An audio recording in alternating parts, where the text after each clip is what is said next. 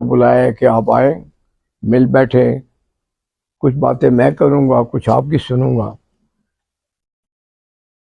دیکھیں جی، بات یہ ہے کہ یہ ملک ہم نے اسلام کے نام پر اور جمہوریت کے نام پر بنایا تھا، لیکن بدقسمتی یہ ہوئی کہ قائد اعظم صاحب کی زندگی نے زیادہ وفا نہ کی، اور یہ جمہوری عمل جو ہے یہ بالکل ہچکولے کھاتا رہا، ہر دور میں ہچکولے کھاتا رہا۔ مارشل لا لگتے رہے، کبھی جمہوری نظام آتا رہا، کبھی پارلیمنٹری فارم آف گورنمنٹ آتا رہا، کبھی پریزیڈنشل فارم آف گورنمنٹ آتا رہا، لیکن ملک کا وہ تسلسل نہ رہا جس کے لیے یہ ملک بنایا گیا تھا۔ بہرحال بہت سے ہچکولے کھانے کے بعد میں سمجھتا ہوں کہ آج ایک دفعہ پھر یہ ملک جمہوریت کی پٹی پہ چڑھ چکا ہے۔ بہت سی اختلافات بھی ہوتے ہیں، نیشنل اسمبلی کے اندر بھی، سینٹ کے اندر بھی، سارا دن ہم ڈسکشن بھی کرتے ہیں، ایک دوسرے پر تنقید بھی کرتے ہیں، لیکن بدقسمتی سے یہ ہے کہ ایک پارٹی نے، چونکہ آپ جانتے ہی ہیں میرا مزاج ایسا ہے کہ میں ہمیشہ ایک اپنے مخالف کے متعلق بھی میں کبھی سخت بات نہیں کرتا، لیکن بدقسمتی یہ ہے کہ ایک پارٹی نے ملک کو ایکسٹریم پہ پہنچا دیا ہے۔ ہم آپس میں بیٹھ کے باتیں بھی کرتے رہتے ہیں، جو وہ کہتے ہیں وہ میں سنتا بھی ہوں، لیکن ان کا میں اظہار نہیں کر سکتا، کیونکہ وہ تو ہماری آپس کی ایک دوستی ہے، تعلق ہے۔ لیکن اب دیکھیں، مجھے یاد ہے کہ جیسے کہ آپ کو بھی یاد ہوگا کہ جب میاں نواز شریف صاحب یہاں اٹک قلعے میں ہوتے تھے، شہباز صاحب، حسین نواز اٹک جیل میں ہوتے تھے، تو ہم لوگ، آپ میں بھی اکثر لوگ میرے ساتھ جایا کرتے تھے اٹک قلعے میں، بہت سے دوست میرے سامنے کھڑے ہیں جن کو میں جانتا ہوں، لیکن ہمارے قائد نواز شریف صاحب کی طرف سے یہ ایک ہدایت تھی کہ ہم نے کسی بھی خلاف کوئی ایسی بات نہیں کرنی، ہم نے کسی سرکاری ہو یا نیم سرکاری یا پرائیویٹ پراپرٹی ہو اس کو نقصان نہیں پہنچانا، امن سے ہم جائیں، اپنا جو ہمارے جو ریکارڈ کروائیں اور اس کے بعد ہم واپس چلے آئیں۔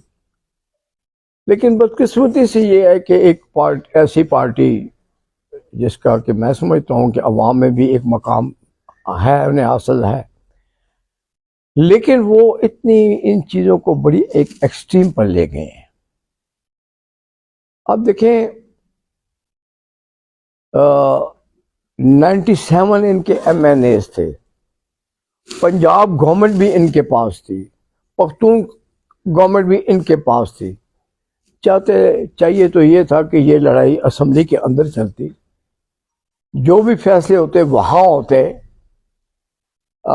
لیکن اپنے ہاتھوں سے 97 اسمبلیوں کے ممبران سے آپ نے استعفے میں لے لیے۔ پروونشل گورنمنٹ 2 آپ کے پاس تھیں، دونوں کو آپ نے ڈیزالو کروا دیا۔ میں سمجھتا ہوں کہ کوئی بھی ایک سیاسی سوجھ بوجھ رکھنے والا آدمی اتنی ایکسٹریم پہ نہیں جاتا جتنا کہ یہ پارٹی چلی گئی۔ اور میں یہ بھی آپ کو بتانا چاہتا ہوں، میں نام کسی کا نہیں لیتا، کہ کیونکہ ہم تو سارا دن بیٹھتے ہیں نیشنل اسمبلی میں بھی، سینٹ کے والوں کے ساتھ بھی، بہت سے اس پارٹی کے اپنے لوگ بھی ان پالیسیوں کے خلاف ہیں، جو اس وقت ایک ایکسٹریم پہ پالیسیاں چل رہی ہیں۔ اب تو 2 دن پہلے جو آئی ایس پی آر کے جنرل صاحب نے جو پریس کانفرنس کی، انہوں نے اس میں بڑی سخت باتیں بھی استعمال کی ہیں، جو ایک میں جمہوری ذہن رکھنے والا شخص یا دل رکھنے والا شخص کہتا ہوں کہ اس حد تک یہ باتیں نہیں ہونی چاہیے تھی، لیکن موقع بھی تو ہم نے خود ہی فراہم کیا ہے۔ تو کہنے کا مقصد یہ ہے کہ بہتر تو یہی تھا کہ یہ جمہوری انداز میں ساری باتیں چلتی رہتی، جو بھی فیصلے ہوتے، لڑتے جھگڑتے جو بھی ہوتا وہ پارلیمنٹ کے اندر ہوتا، اس چاردیواری کے اندر ہوتا، لیکن نہیں ہوا۔ اور پھر سب سے بڑی دکھ کی بات ہے کہ دیکھیں آج بھی جب دنیا کے جنرلز کے نام آتے ہیں تو محمد بن قاسم کا نام بڑے احترام سے لیا جاتا ہے۔ اس کی وجہ یہ تھی کہ یہ جو موجودہ ہمارا کراچی شہر ہے، اس زمانے میں اس کو دیبل کہتے تھے۔ یہاں اس شہر کے اندر کچھ مسلمان عورتوں کو غیر مسلموں نے اغوا کر لیا تھا۔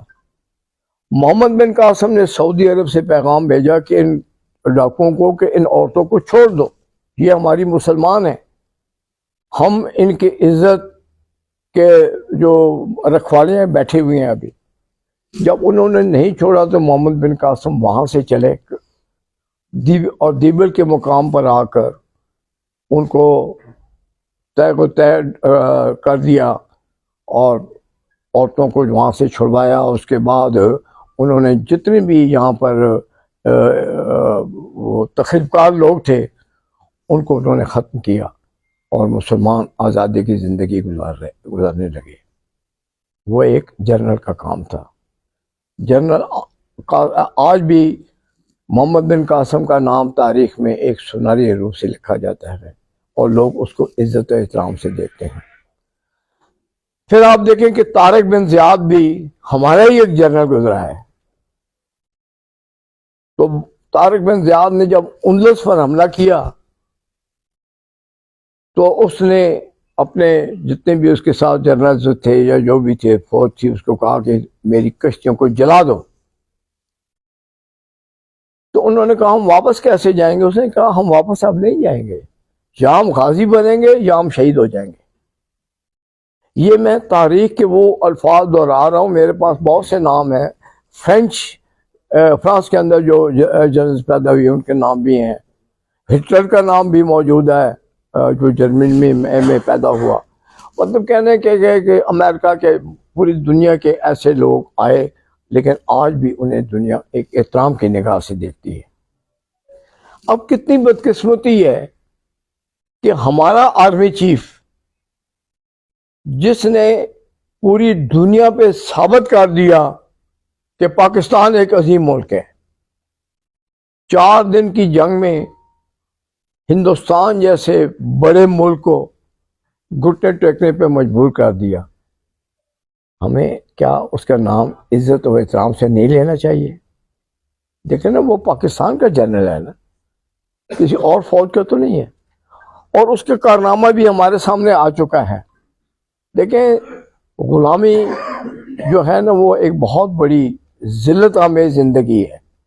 تو 4 دنوں میں اس نے امریکہ کو بھی یہ ثابت کر دیا کہ واقعی پاکستانی افواج دنیا کی ایک عظیم افواج ہیں۔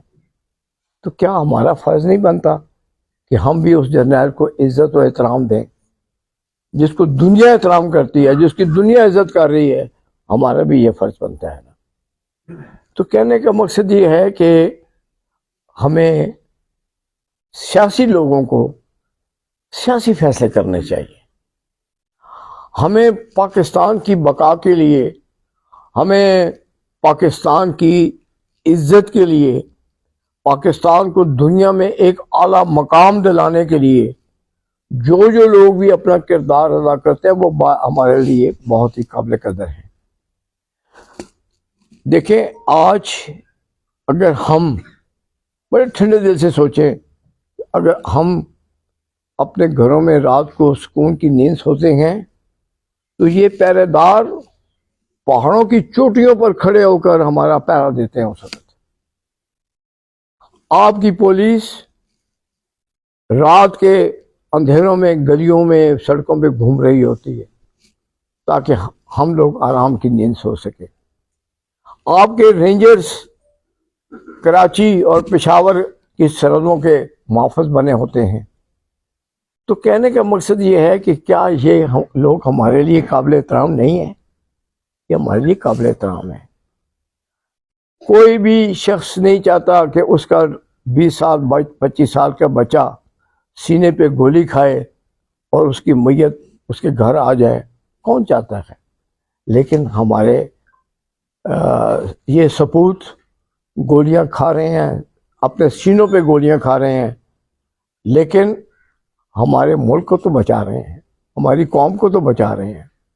اس لیے میں چاہتا ہوں کہ یہ جدت نہ پیدا کی جائے۔